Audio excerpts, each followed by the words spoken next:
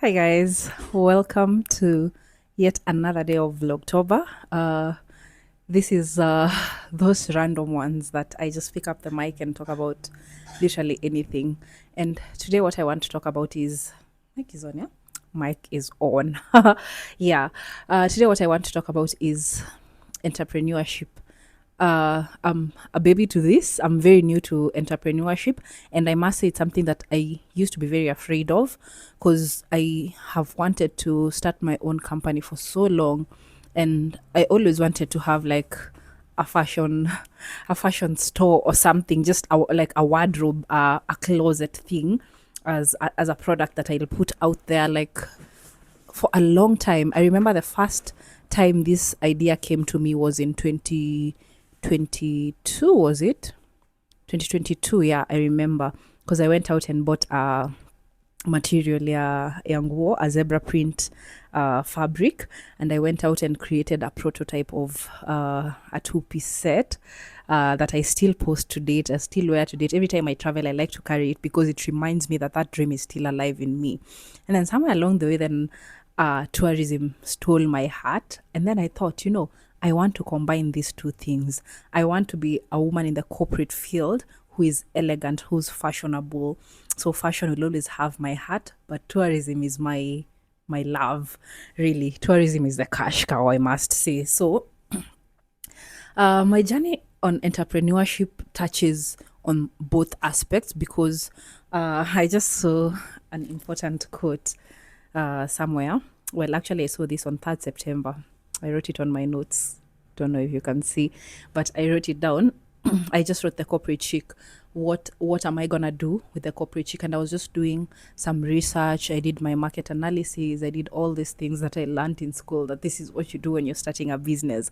And if you know me, I like to do things the correct way. So I even went back to my notes and started reading again about strategic entrepreneurship, change management, and all these things that I learned in class. I wanted to know, okay, what can I take from here and actually practice it in real life. And I also listen to podcasts about, sana sana when it comes to business. I like to listen to Vusi Tembekwayo, the South African guy. He has this podcast called Ideas That Matter, and I think the things that he says on that podcast are very important for entrepreneurs to hear. So I don't know if I had this there. I just had this somewhere that a good business or a good idea usually incorporates this is what I wrote. It's the intersection between what you love, what you're great at, and what the world needs.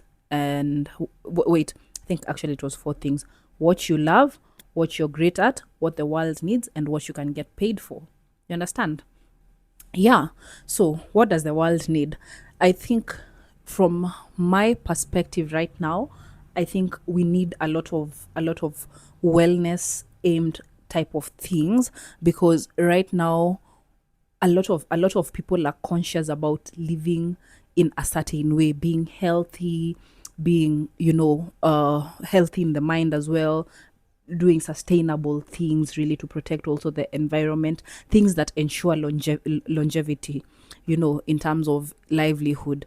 So I think that's what the world needs right now. And when I was doing my research, I remember one of the key things that I kept on citing is the SDG, the Sustainable Development Goal number 19, that is to make sure that we protect the environment. And that's something that I've always thought to be very important. Like I told you guys, there's a picture of me when I was 4 years old. I used to be in the Kenya Wildlife Kenya Wildlife Service Club, the KWS club, and we would visit different animal orphanages and things like that. So I just kind of did a deep search on myself to find out what do I love. So I found that the love for tourism stems from kitambo kidogo. Since 96, I probably stepped into this world and wanted to go somewhere. So what I love is tourism, and also well, in line of my entrepreneurship journey or what I want to do. I mean, you could fit this into your own definition of success, but this is mine. So the intersection between what you love. So I've already shown you how tourism came to be for me. And then what I'm great at, I'm very good at planning. I'm a Virgo. I'm very detail oriented. Like I can be obsessive about it. I have a slight OCD when it comes to things should go this way. I'm not really OCD when it comes to things should like look this way in terms of arranging things in the house or such a thing. But like I like to believe there's a method to my madness. I like to be very meticulous about things, and that really helps in what I do in terms of planning itineraries and things like that. So that's something that I'm really great at. And then I've already told you what the world needs. That is, I think, moving towards sustainability and just ensuring longevity of things. So that is what I think the world needs. And what can I get paid for? What I can get paid for is reducing or making seamless, making seamless itineraries and making seamless kind of creations for people.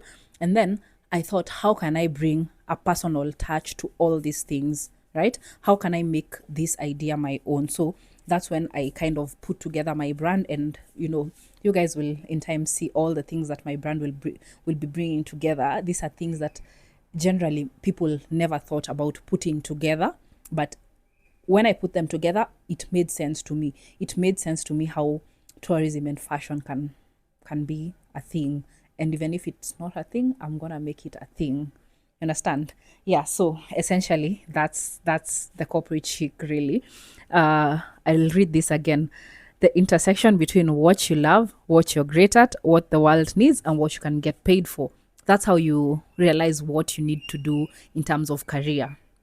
I don't know if actually people get these kinds of advice when you're getting into uni, that what do you actually want to do, or you just go from high school na unaenda to uni, you don't really think about what do I want out of this degree, what is going to be the end goal of me studying this, this particular diploma or degree or whatever it is.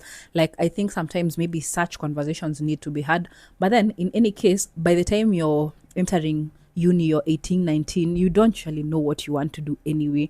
And I don't think there's any form of learning that is wasteful. So I think wherever you find yourself, just pick whatever lessons you can pick from there. They will help you.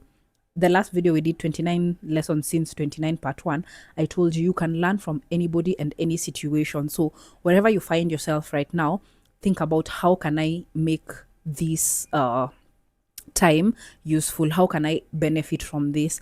I studied accounting, and I always thought, do I really want to be an accountant? And I became an accountant for 2 years, and I realized I don't really want to be in the back office.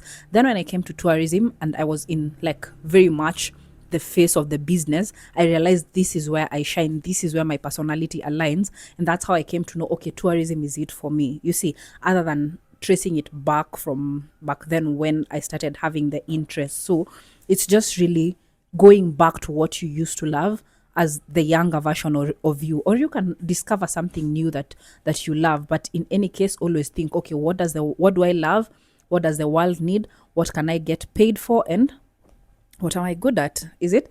Yeah. So I think this is an important thing that you need to query yourself. You need to ask yourself, what am I good at? What can I do? What can I bring to the table? Especially if you're in a place where you're thinking about becoming an entrepreneur. Yeah, that's how you find your idea. That's really basically the concepts of idea generation when it comes to entrepreneurship. So I have just started my journey in entrepreneurship. I was saying I'm just a baby at this. I would say this is my first month being an entrepreneur. October, really. October was my first month dipping my toe into entrepreneurship, but I won't say that this is the first month when everything started. Everything started back in August during the planning phase. So planning is, for me, was step 0. Step 1 is always doing. So I feel like yesterday the activities that I did were kind of step 1. I went outside, I introduced myself to players in the industry. I told them, this is my brand, this is what I'm gonna be doing. Yeah, so step 1 is doing. No matter how afraid you are, you have to step out of your cocoon and do, because like I said, 50 when you try, it's 50% chance of success. Okay, I don't want to think about failure, because I know I'm not gonna fail. The author, God, does not play about me, so there's no way I fail.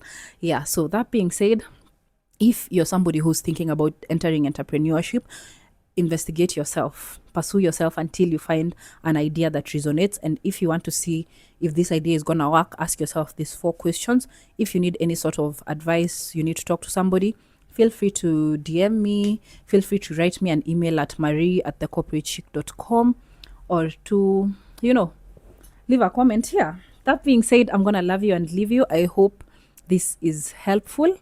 And if this is helpful, please leave a like, leave a heart in the comments so that I know that this is the type of content you guys want to hear. Till I see you again. Bye. Love you, minutes.